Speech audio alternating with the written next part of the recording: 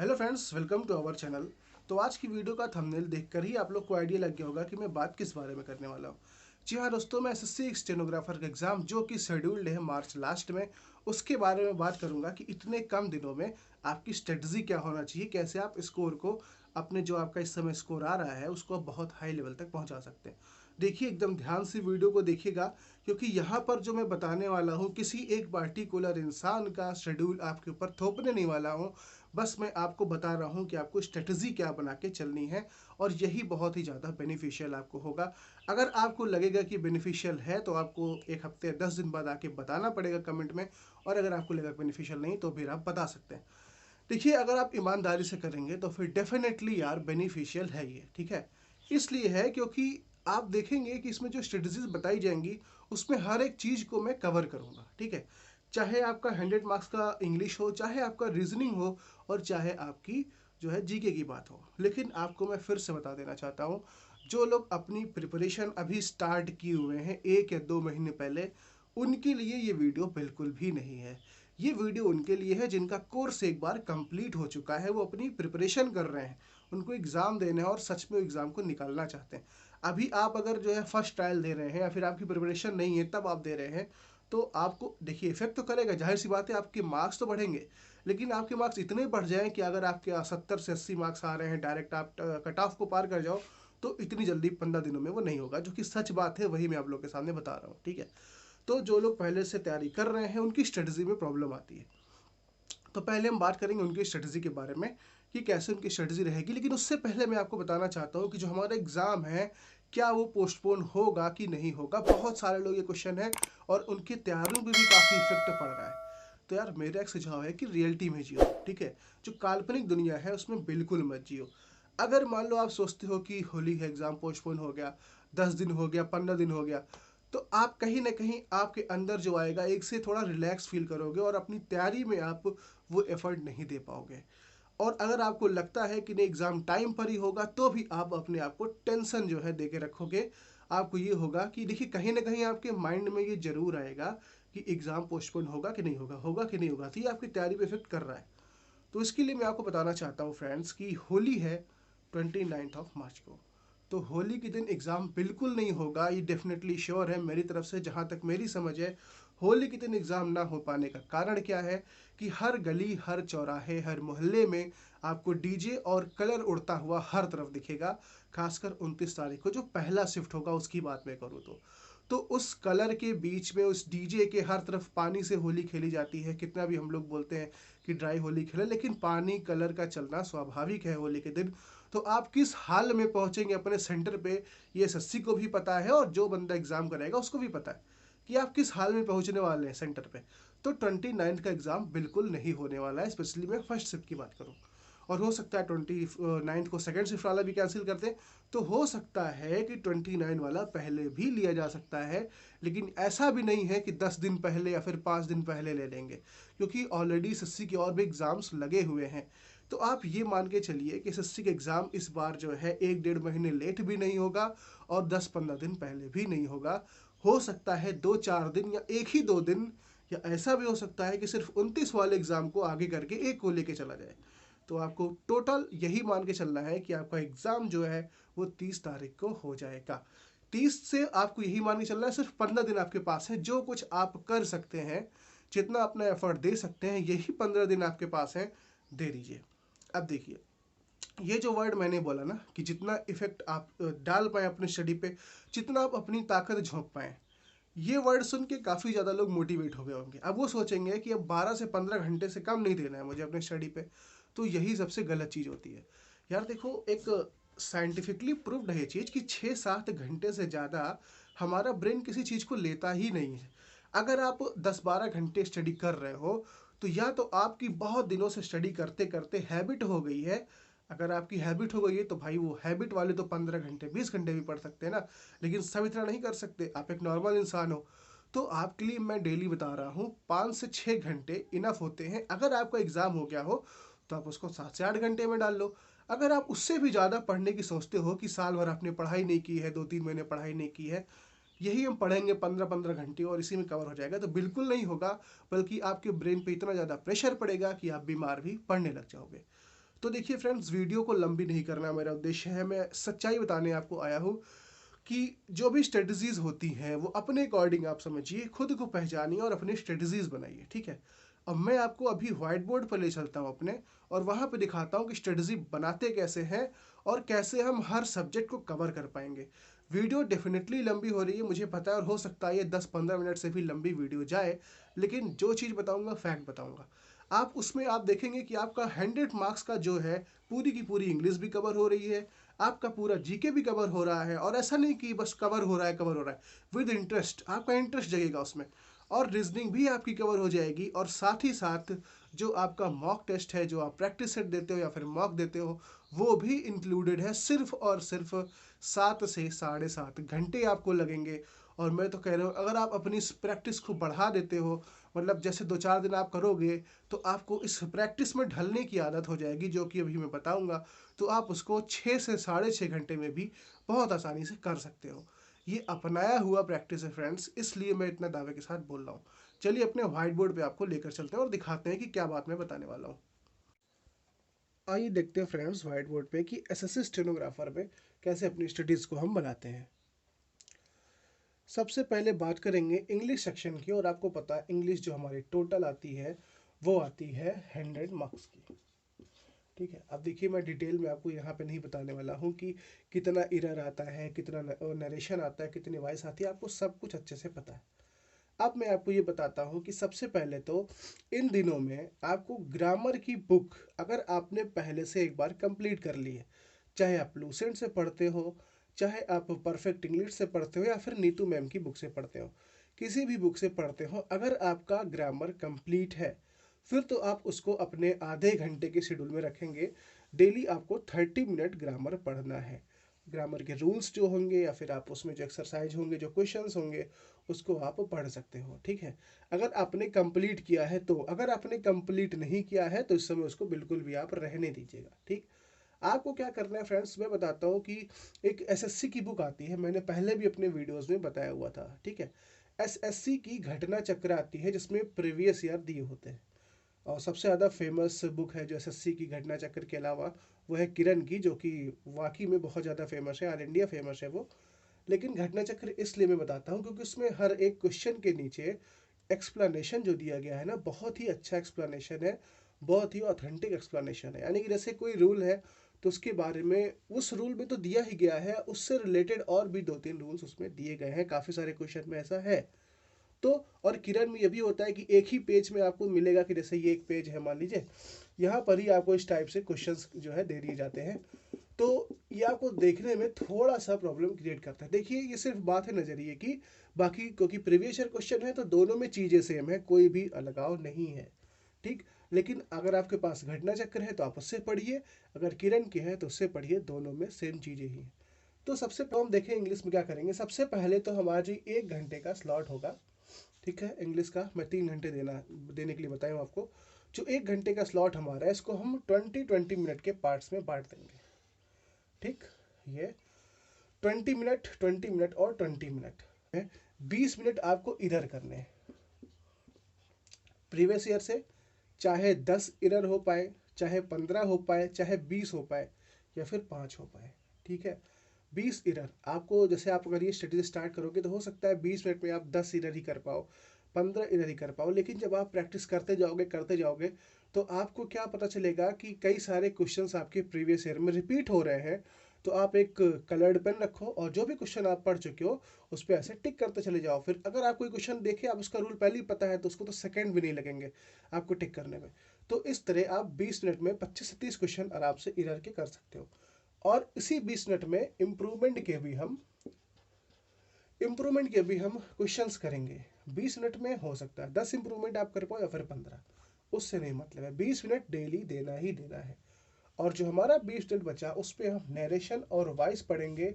लेकिन ये आप लोग जान लीजिए, नरेशन और वॉइस दोनों नहीं पढ़ना है।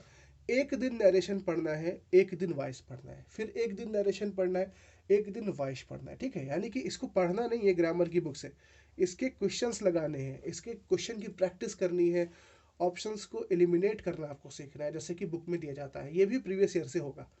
तो ये आप 1 घंटे में आप देखेंगे कि आपकी 40 मार्क्स की तैयारी हो चुकी है, क्योंकि 10 का एरर आता है, 10 का इम्प्रूवमेंट आता है, 10 का नरेशन आता है और 10 का ही वॉइस आता है।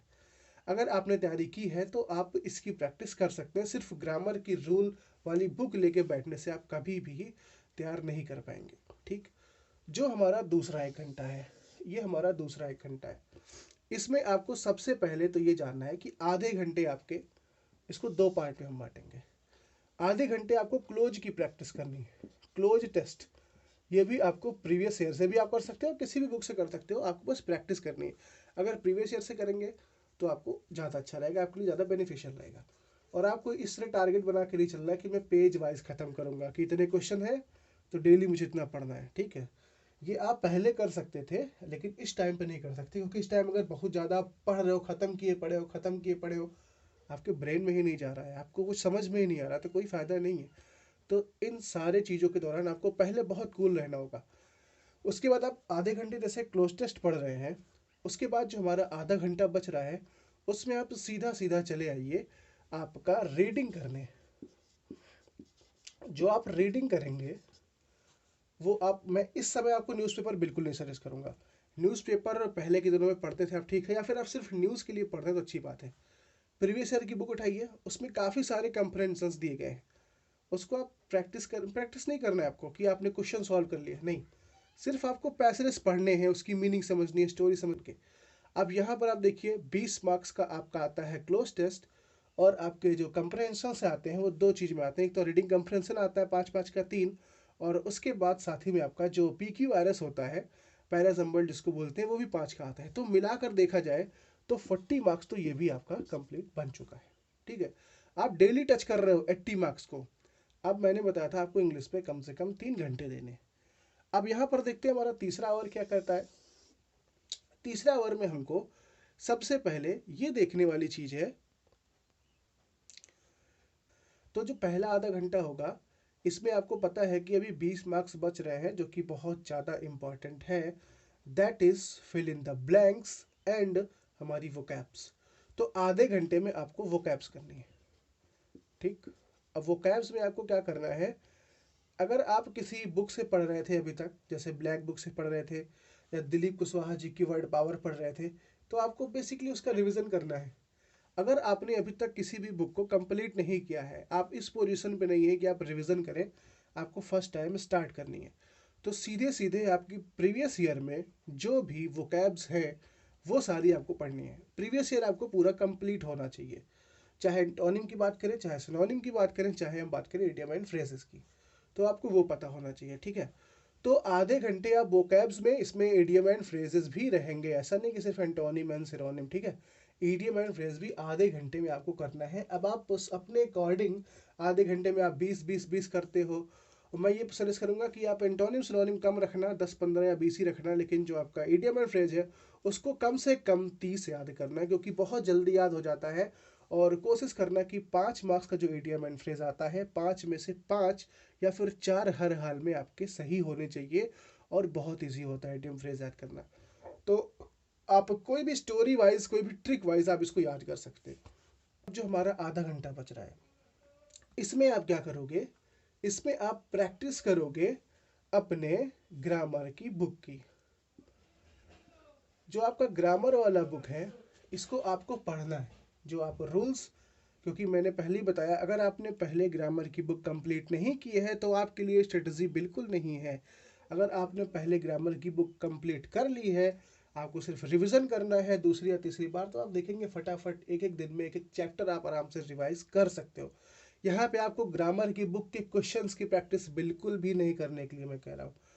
आप यहाँ पर सिर्फ ग्रामर के बुक के रूल्स और उस रूल्स के अकॉर्डिंग जो क्वेश्चंस दिए होते हैं उसकी प्रैक्टिस करोगे। ठीक है, और ऐसा ज़रूरी नहीं है कि अगर आपने मान लीजिए वो कैब्स याद करने में आधे घंटे से थोड़ा ज़्यादा टाइम लगा दिया तो इसका ये मतलब नहीं है कि अब यहाँ पे आपको ये नहीं पढ़ना, 20 मिनट ग्रामर पढ़ लो। बट ध्यान देना, आपको देखने में बहुत छोटा छोटा लग रहा होगा कि यार 20 मिनट में इधर करके क्या हो पाएगा, लेकिन ऐसा बिल्कुल नहीं है। Consistency is most important. आपको ये नहीं देखना है कि मैं कम पढ़ रहा हूँ, आप देखिए धीरे धीरे आपने पूरा 100 मार्क्स अपना कवर कर लिया हुआ है।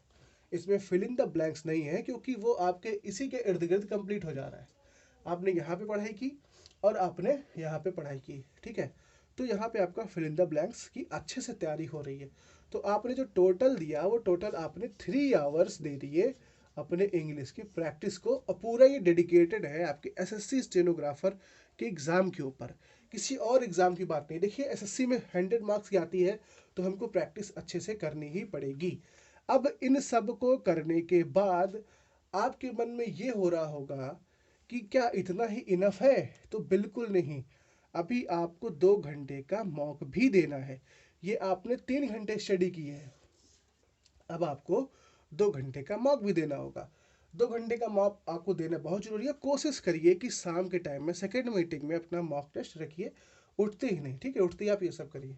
अब मॉक जो आपको देना होगा वो आपको एनालाइज भी करना होगा, ठीक है? क्योंकि मॉक से आपकी फिलर की भी प्रैक्टिस होगी, और आप जिस तरीके से आप ये रूल्स यहाँ पर देख रहे हैं, एरर के आपने जो सुबह पढ़े होंगे, इंप्रूवमेंट के जो पढ़े होंगे, नरेशन वाइज के जो पढ़े होंगे, आपकी वहाँ पे भी अच्छे से प्रैक्टिस हो जाएगी। तो आप दो दो जगह प्रैक्टिस कर रहे हो। यहाँ से आप प्रैक्टिस कर रहे हो क्वेश्चन वाइज सारी चीज़ों की, और शाम को आप क्लोज टेस्ट दे रहे हो, सॉरी, शाम को आप मॉक टेस्ट दे रहे हो, आप प्रैक्टिस सेट कर रहे हो, तो वहाँ पे आपका सब आउटपुट निकल के आ रहा है। तो सुबह आप पढ़ रहे हो, शाम को उसको उसकी प्रैक्टिस कर रहे हो, डेली डेली आप ये करोगे तो 15 दिन बहुत होते हैं इन सारी चीज़ों के लिए। अगर आपने सच में एक बार ईमानदारी से पढ़ाई की है तो ये स्ट्रेटजी आपको बहुत अच्छा मार्क्स इंग्लिश में गेन कराएगी। बस ये ध्यान रखना है कि आप कभी भी जो ईडियम एंड फ्रेज होता है, जो एंटोनिम एंड सिनोनिम होता है, उसको बिल्कुल छोड़ना नहीं है। काफ़ी सारे लोग यही करते हैं कि मेरे लिए इंग्लिश का पेपर ही 90 मार्क्स का है, मुझे सिनोनिम एंटोनिम पढ़ना ही नहीं है। ठीक है, आप मान लीजिए बुक से नहीं पढ़ते, बहुत लोग को टफ लगता है, तो लेकिन कम से कम जितना प्रीवियस ईयर में है उतना आपको आना ही चाहिए। आप कोशिश करो कि 10 में से 5 से 6 नंबर तो हर हाल में आ ही जाए। अगर आप प्रीवियस ईयर अच्छे से तैयार करते हो तो इतना आ जाएगा। तो अब हम बात करेंगे जीके के बारे में, और अब हम बात करेंगे रीजनिंग के बारे में। देखिए यहाँ पर कहीं भी आपको रीजनिंग पढ़ने के लिए मैं बिल्कुल नहीं कहूँगा, क्योंकि अगर आप रीजनिंग अभी पढ़ना स्टार्ट कर रहे हो तो आप कुछ नहीं कर पाओगे 15 दिन में, ये पहले से मान के चलो। यहाँ पे मैं डीमोटिवेट नहीं कर रहा हूँ, मैं सच बता रहा हूँ। अगर आपको रीजनिंग का आर भी अभी तक नहीं पता है तो 15 दिन में आप जाहिर सी बात है कुछ नहीं कर पाओगे। हाँ, अगर आपने रीजनिंग पहले से पढ़ा हुआ, सिर्फ प्रैक्टिस करनी है, तो भैया जब आप मॉक देंगे तो डेली 50 क्वेश्चंस की आप प्रैक्टिस कर रहे हैं। और मॉक देना नहीं, आपको एनालाइज भी करना है कि आपका क्या गलत हुआ, कैसे गलत हुआ, कौन सा रूल लगे। तो डेली 50 क्वेश्चन अगर आप रीजनिंग के लगाएंगे तो उतना बहुत ज़्यादा होता है, मोर देन सफिशियंट है। तो रीजनिंग इसलिए मैं शेड्यूल में नहीं रख रहा हूँ। अब हम आते हैं जीके की तरफ। जीके बहुत इंपॉर्टेंट होता है आज के ज़माने में, खासकर जीके ही ऐसा है क्योंकि आजकल इंग्लिश में हर कोई स्कोर कर रहा है, रीजनिंग में हर कोई स्कोर कर रहा है। एक ही टॉपिक है जिसमें अगर आपने थोड़ा सा मेहनत कर लिया तो उसमें भी आप अच्छा स्कोर कर सकते हैं। अब हम यहाँ पर बात करें, जीके में तो इंटरेस्ट ही नहीं आता है ना काफ़ी सारे लोग का, तो इंटरेस्ट कैसे बनाना है, उसके लिए इंटरेस्ट बनाने के लिए मैं उसकी भी स्ट्रेटजी बता रहा हूँ, जिसमें आपको टोटल 2 घंटे देने हैं जीके में। 1 घंटा जीके को देने की भूल मत करिएगा। एग्ज़ाम लगा हुआ है आपका, पहले 15 दिन बाद एग्ज़ाम लगा हुआ है, तो कम से कम 2 घंटे जीके को देना बहुत ज़्यादा ज़रूरी है। देखिए फ्रेंड्स, जीके के बारे में हम बात करेंगे तो इसकी भी प्रीवियस ईयर बुक, चाहे किरण आप ले लीजिए या फिर आप ले लीजिए घटना चक्र। मैं हमेशा घटना चक्र प्रेफर करता हूँ, हिंदी इंग्लिश दोनों में अवेलेबल होती है, ठीक। तो घटना चक्र आपको पढ़ना है सिर्फ और सिर्फ 1 घंटे, 1 आवर। और इसमें भी हर क्वेश्चन के बाद बहुत बढ़िया से एक्सप्लेनेशन दिया हुआ है। तो आपका जो इंटरेस्ट आए, ऐसा नहीं कि हिस्ट्री पढ़ना है तो पहले वही खत्म करना है। आप अपने इंटरेस्ट, क्योंकि अगर आपका इंटरेस्ट नहीं है तो आपको इंटरेस्ट बनाना पड़ेगा। उसके लिए आप, कभी आपको अच्छा लगा आप पॉलिटी पढ़ लिए, कभी आपको अच्छा लगा आप जियोग्राफी पढ़ ली, कभी हिस्ट्री पढ़ लिया, कभी आपने साइंस पढ़ लिया, आपके ऊपर डिपेंड करता है, ठीक है। डेली 1 आवर पढ़ने हैं। स्टार्टिंग में आपसे 1 आवर में कम क्वेश्चन बनेंगे, लेकिन 2-4 दिन प्रैक्टिस के बाद आप 1 आवर में ज़्यादा से ज़्यादा प्रैक्टिस कर पाएंगे। तो इससे ये फ़ायदा होगा कि आप बहुत अच्छे से अपनी तैयारी कर पाएंगे विद इंटरेस्ट, ठीक। और दूसरा जो 1 आवर आपका है उसमें आपको क्या करना है, थ्योरी वाइज पढ़ना है। प्रैक्टिस भी आपको करनी है, साथ में आपको थ्योरी वाइज भी पढ़ना है। अगर आपने कोई नोट्स बना रखी है किसी सर की या फिर किसी कोचिंग की, या फिर आप लूसेंट की बुक से पढ़ते हैं या फिर किसी और बुक से पढ़ते हैं, तो 1 घंटे आपको उस बुक की रिवीजन करनी है। हम चाहे बुक की बात करें जैसे कि लूसेंट वगैरह, या फिर आप नोटबुक अगर बना रखे हैं तो उस नोटबुक को आपको प्रैक्टिस करनी है, क्योंकि नोटबुक या फिर बुक हम बनाती ही हैं प्रैक्टिस करने के लिए, रिवीजन करने के लिए। अगर आप इसका रिवीजन करेंगे तो आपको इसमें बहुत ज़्यादा हेल्प होगी, और अगर आप इसका रिवीजन करते हैं तो आप इसमें अच्छा परफॉर्म करेंगे। जब आप इसको पढ़ने बैठेंगे तो आपके अंदर एक अलग सा कॉन्फिडेंस आएगा। अगर आप डायरेक्टली क्वेश्चन की प्रैक्टिस करने बैठेंगे तो कुछ क्वेश्चन तो बहुत ईजी होता है, लेकिन कुछ क्वेश्चन ऐसे होंगे जिसमें जो वर्ड्स लिखे होंगे वो मीनिंग ही आपके समझ में नहीं आएगी। फिर आपके सर में होने लगेगा दर्द कि भाई ये क्या चीज़ हो गई। और सच में होता है, अगर काफ़ी सारे क्वेश्चन ऐसे आ जाते हैं जब हम बहुत फोकस के साथ पढ़ाई करते हो, काफ़ी सारे क्वेश्चन ऐसे आ गए कि जो हमें समझ में नहीं आते, तो सर में दर्द होना स्टार्ट हो जाता है। तो इसके लिए आप पहले बुक या फिर नोटबुक से अपनी थ्योरी का रिवीजन करिए, जो कि आपने इतने दिनों से बना रखी है। अगर नहीं है तो काफ़ी सारे नोटबुक्स जैसे लूसेंट वगैरह मिल जाती हैं ऑनलाइन, तो इसकी प्रैक्टिस करिए और 1 घंटा आप घटना चक्र में क्वेश्चन की प्रैक्टिस करिए। अगर इसके बाद भी आपका इंटरेस्ट नहीं आ रहा है तो आप हाईलाइटर का यूज़ कर सकते हैं।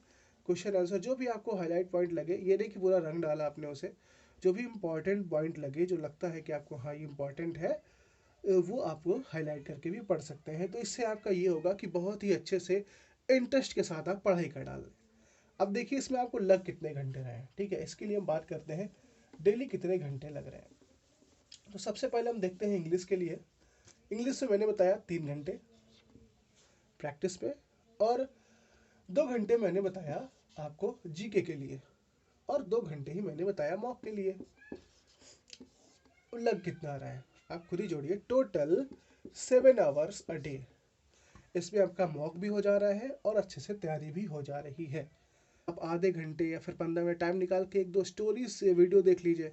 और जैसे यूट्यूब पे काफ़ी सारे ट्रिक के वीडियोस पड़े रहते हैं, जीके के बारे में ट्रिक बताते हैं, कोई रीजनिंग के बारे में ट्रिक बताते हैं, तो आप वहाँ से ट्रिक भी देख सकते हैं। कभी जीके में जैसे कि डांस का ट्रिक देख लिया, कभी नदियों की ट्रिक देख ली। तो इस वीडियो थोड़ी लंबी हुई, और मिलते हैं फिर अब नेक्स्ट वीडियो में। तब तक के लिए गुड बाय।